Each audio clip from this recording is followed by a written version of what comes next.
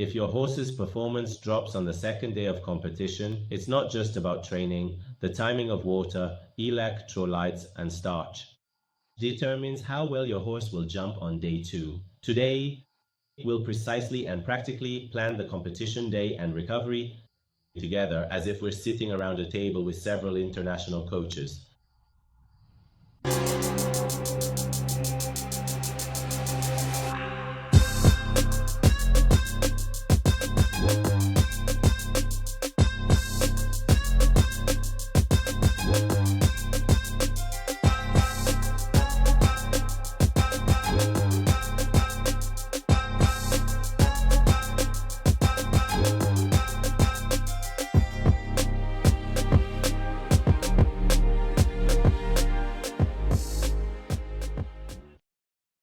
Hello to all you dear riders, I hope you're doing well and have had a very good sporting week. Regarding show jumping horses on competition day, from the morning, the horse must have free rein and unrestricted access to fresh water. Before entering the warm-up arena, consuming electrolytes can increase water consumption by the horse. So please, after giving electrolytes, be sure to provide clean and fresh water for the horse. The process of horse sweating takes a very substantial amount of essential ions from the horse's body, and timely restoration of these ions is vital for the performance and safety of the horse's body. In conditions where the horse has mild dehydration due to intense training or long-term transportation, the administration of a medical injection of using a solution of normal saline can help restore the fluid balance in its body. However, it is crucial to remember that excessive fluid injection can lead to pulmonary edema or electrolytes imbalances. In some countries, intravenous fluid injection is prohibited 24 to 48 hours before the competition, so it must be done carefully and under veterinary supervision. When the horse is standing and waiting in the trailer for its race, you should consistently provide fresh water to the horse every 2 to 3 hours. This is absolutely essential and critical for sport horses. Regarding forage and hay for show jumping competitions, I must say that on competition day, bulk feeding is prohibited. Divide the forage into small, moist portions to both reduce the risk of bloating and ensure the stomach doesn't stay empty. Give the last slightly larger portion about 2 to 3 hours before warming up. Give it to the horse so it gains behavioral calm and its stomach weight doesn't increase too much. Regarding concentrates and grains, I must say for jumping and dressage, an insulin peak near the competition will be to your disadvantage. Concentrates containing barley and grains must be removed 6 hours before your upcoming show jumping competition so that the insulin peak doesn't hit you on the competition grounds. An insulin peak after starch can often lead to a noticeable slight drop in blood sugar and consequently gives your horse an energy drop mid-activity. Sometimes this might be why your horse mid-course or mid-jump experiences an energy drop. The important point is that if needed near the start of the race, only small pieces of fruit like apples or carrots can be given for the horse's calm and focus, not as a real meal.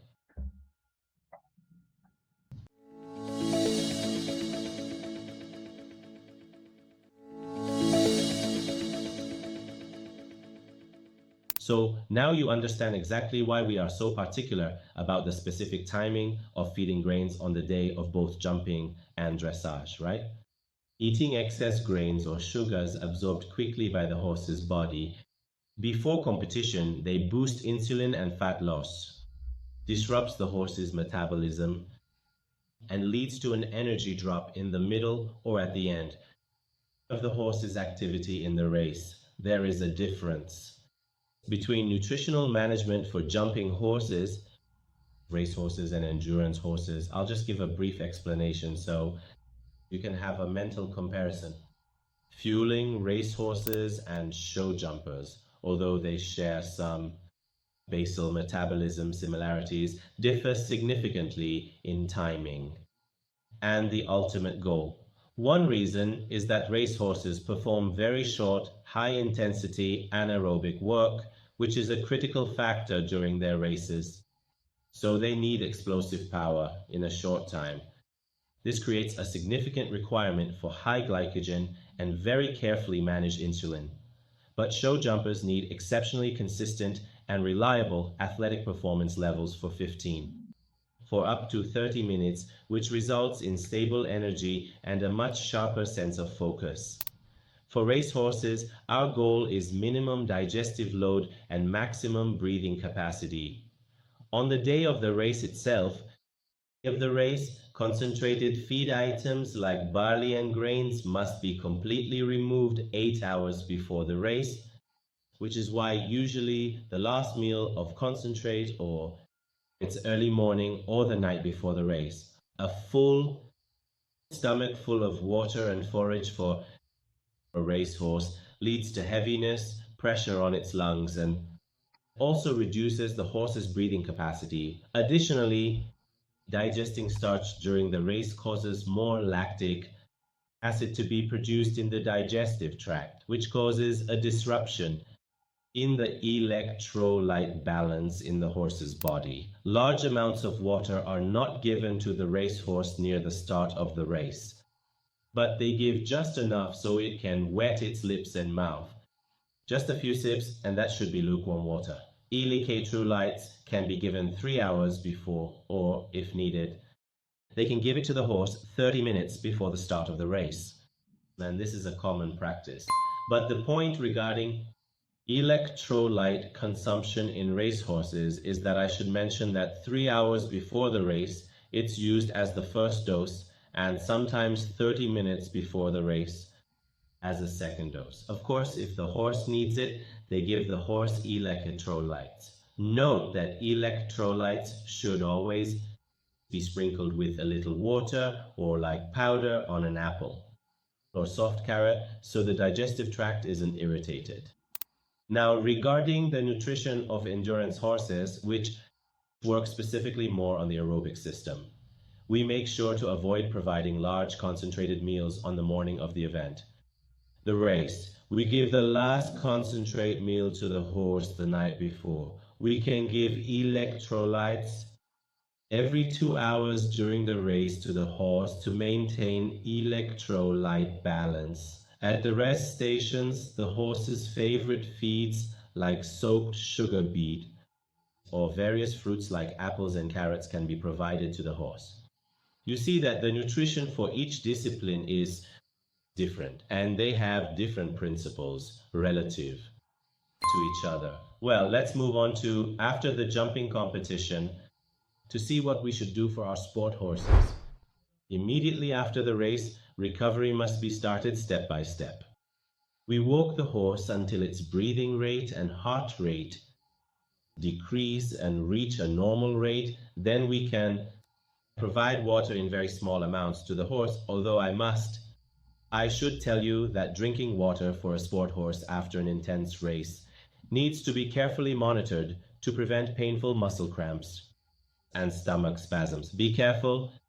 In summer, if you give the horse water, the water temperature should not be below 10 degrees Celsius. The next point is for horses that sweat a lot and sometimes have foam and lather on produced in their bodies. After training, you can mix a scoop of electrolytes into their water bucket and offer it to the horse. If the horse is reluctant to drink it, alternatively, another way to quickly provide the horse with electrolytes powder after training is to administer it directly using a syringe, is to use a bit of concentrate. Keep in mind though, that our goal is to give electrolytes to the horse. Just take a small amount of concentrate, mix it with water and dampen it just enough so the electrolyte powder sticks to the concentrate, then offer it quickly to the horse after training. Remember, only a small amount. of concentrate. The goal is just the electrolytes. The method nutritionists recommend for water intake after a competition is to offer just a handful of water after 30 minutes, only to rinse the horse's mouth. After 1 to 1.5 hours, 2 to 3 liters of lukewarm water can be very beneficial for the horse, and after 2 hours the horse can have free access to water. Immediately after the competition, you can feed high quality forage or soaked sugar beet pulp, which is ideal for the horse to consume. It's recommended to first give the horse some alfalfa or forage so that the horse's appetite for feed returns and the digestive system is ready. Then give the horse concentrate and grains. It is important to avoid providing high-fat or high-starch concentrates after a competition. Be very careful until the horse has fully and completely recovered, cooled down, and its stress symptoms have subsided. On competition day, use feeds that the horse is already accustomed to eating. Please do not use feeds or avoid feeding concentrates that are exceptionally high in grain and carbohydrates and are unfamiliar to your horse's digestive system on competition day. Please do not change the specific brand and nutritional composition of your horse's concentrate at this time and provide their feed on competition day. The very next item on the list is warm mash. A bucket of lukewarm mash with soaked beet pellets, a portion of rolled oats, and a bit of electrolytes and salt can provide highly digestible fiber for the horse, which also greatly helps with hydration. And this is very beneficial for a tired horse's mental well-being. It can also be appetizing. There's no need for excessive soaking. We do it for hydration and flavor acceptance. We soak them. Now it's time for accessible energy for the horse. After the horse's vital signs become normal, you can provide small portions of digestible concentrate that is relatively high in starch to the horse so that the entry of glucose into the muscle and glycogen synthesis can begin. If the horse has no appetite, mash your concentrate and give it to the horse in several small portions over 3 to 4 hours. Always start feeding with familiar feed, not something new. See, I've emphasized several particular times not to give any new types of feeds during the competition period.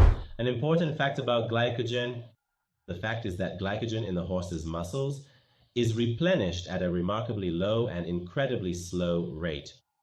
Even with proper nutrition, muscle glycogen takes about between 48 to 72 hours to be replenished. This means in multi-day competitions, if we spend the first night with empty muscles, we'll have to pay the price on the second day. So from that very first night, we must have a calculated refueling strategy for our muscles. Glycogen is the main source of fast energy for muscles. In anaerobic activities like jumping, its depletion leads to fatigue and a drop in the horse's performance. Research has shown that horses replace glycogen in their muscles at a significantly slower pace than human beings typically do. And even with a diet that is very high in carbohydrates, it may take a full period of 2 or even 3 days for the energy stores of the muscle and liver to fully recover and return entirely to their original pre-exercise concentrations. Therefore, in competitive events spanning several days, if the body's glycogen stores replenishment isn't fully completed, the horse's performance the next day can be affected and the horse's quality level decreases. It's interesting to know that some riders use the tapering method in the week leading up to a significant important event. This essentially means that they gradually reduce the overall volume of work and training, but keep the intensity slightly high. This allows the muscles to store glycogen and recover, so the horse is very fresh on competition day. and operates and performs at its maximum capacity, utilizing the skills and capabilities you've previously built for the horse. Also, a large number of professional riders on the night of the competition give an extra meal that's lighter, like half of their usual night ration. They take it into account to ensure the energy consumed during that day is somewhat compensated for. If you notice cumulative fatigue, give the horse a lighter session or rest the next day. Well, we're now talking about horse muscle recovery. Regarding multi-day competitions, how a horse can fully restore and replenish the glycogen it expended and utilized on the first and second days, so that for the crucial final day of the competition, it can still perform with its maximum peak power and full potential. 2. Compensate for used glycogen and replenish it during multi-day events. You can start 3 to 5 days before the competition using antioxidants like vitamin E, vitamin C, and coenzyme Q10 through the end of the event. As for dosage, you should always consult with your veterinarian. Many have talked about vitamin C and E, and it is actually better for us to talk about Q10 now. For horses that tire quickly and have a slow recovery rate, it's very strongly recommended when you have intensive training or a competitive race in hot weather, or if your horse has a history of muscle cramps or incomplete jumps at the end of its competition course. Also, branched chain amino acids like BCAA are used based on field experience in professional teams to reduce muscle breakdown after training. It always makes sense with a forage base and enough energy. Of course, there are also nutritional pastes that should be administered a few hours before the race. The next helpful thing that can help you in events held over several consecutive days is the consumption of vegetable oils. Oil, proper horse nutrition helps with consistent energy stability during consecutive days. We must increase the oil in the horse's diet carefully and gradually, so you should begin introducing it into their daily meals about 2 weeks earlier. Many riders still prepare a traditional bucket of lukewarm mash for the horse the night after a race. This has two main benefits. First, it provides indirect hydration because mash contains plenty of water, and the horse consumes it completely due to its pleasant taste. Second, it's low in fiber and digestible energy is somehow more easily received by the horse's entire body, and it stimulates the horse's appetite and consistently keeps the digestive system active. A warm mash is usually provided specifically to help with hydration after training or a race, and also the process of energy recovery, which is actively utilized at the same time as glycogen reconstruction. It also helps to stimulate the overall appetite in a tired horse or horses that are under a lot of competition stress and need some form of relaxation.